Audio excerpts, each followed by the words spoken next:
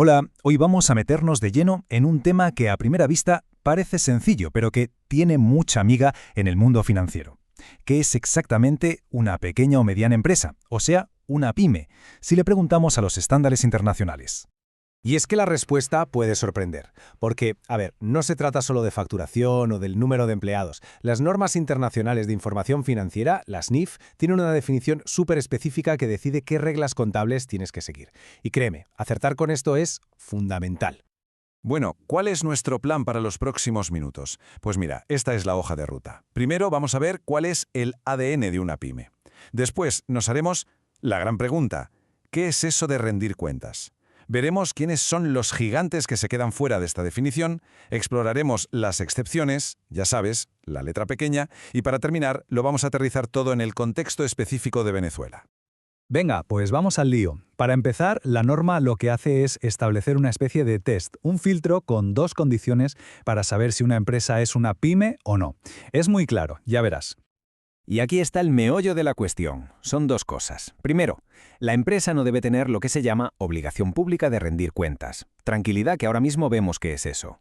Y segundo, tiene que publicar estados financieros, pero no unos cualquiera, sino unos de propósito general para usuarios externos. No vale con los informes que se hacen para la gestión interna.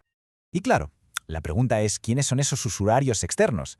Pues piénsalo, son todas esas personas o entidades que no están en el día a día de la empresa, pero que necesitan esa información financiera para tomar sus propias decisiones. Estamos hablando de los dueños, que solo han puesto dinero pero no gestionan, de los bancos, que están pensando en dar un crédito, o incluso de las agencias que le ponen nota a la solvencia de la empresa. Vale, pasemos ahora al punto que de verdad traza la línea en la arena, el concepto que lo cambia todo: la obligación pública de rendir cuentas. Este es el verdadero diferenciador entre una pyme y una gran corporación. A ver, ¿qué significa esto? Suena muy técnico, pero es bastante intuitivo.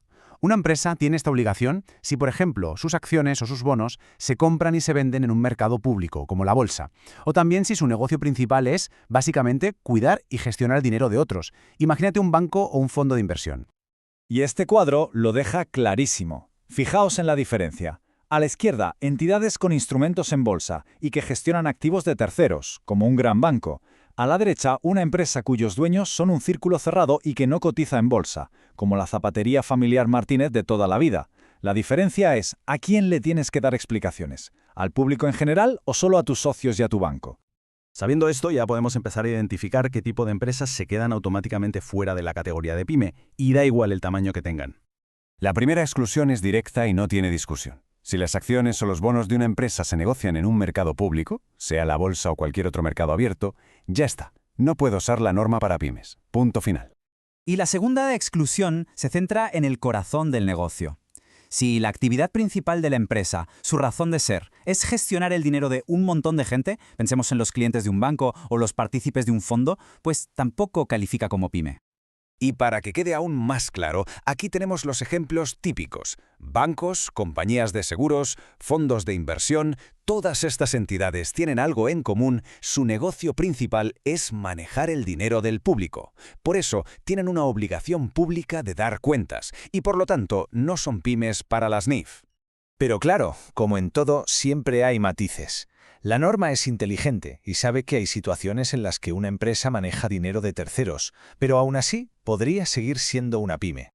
El punto crucial, la pregunta del millón, es esta: ¿esa gestión de dinero de otros es el negocio principal de la empresa o es algo secundario casi anecdótico? Porque la respuesta a esa pregunta lo cambia absolutamente todo.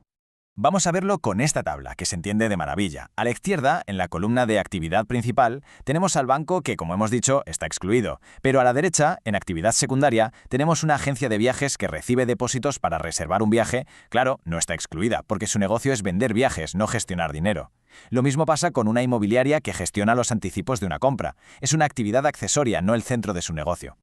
Venga, y ahora vamos a bajar todo esto a tierra, a un caso concreto. Vamos a ver cómo funciona todo este tinglado en el entorno regulatorio de Venezuela. En Venezuela, como es lógico, las entidades que por su propia naturaleza tienen una obligación pública de rendir cuentas, como los bancos o las cooperativas grandes, están supervisadas por organismos específicos. La SUDEBAN se encarga de los bancos y entidades financieras, y la SUNACOP de las cooperativas. Y esto es súper importante. Estos organismos no van por libre. sino que establecen unas normativas contables propias y muy detalladas que estas empresas tienen que seguir a rajatabla. Y estas reglas locales, a su vez, se complementan con los principios de contabilidad generalmente aceptados en el país, o sea que se crea un marco muy robusto y muy adaptado a su realidad. Y aquí llegamos a la advertencia final, y quiero que esto quede grabado a fuego, es categórico. Si una empresa que sí tiene obligación pública de rendir cuentas decide, por lo que sea, usar la norma para pymes, sus estados financieros están simplemente mal. No se pueden declarar conformes a la norma, y da igual si una ley local lo permitiera por un casual. La norma internacional es la que manda. Así que, para terminar, la pregunta vuelve al principio, pero ahora tenemos mucha más información para responderla. Sabiendo esta diferencia clave entre tener o no tener obligación pública de rendir cuentas, ¿dónde encaja cada empresa en este mapa? Porque la clasificación correcta no es un simple detalle técnico, es la base de la transparencia y de la confianza en el mundo financiero.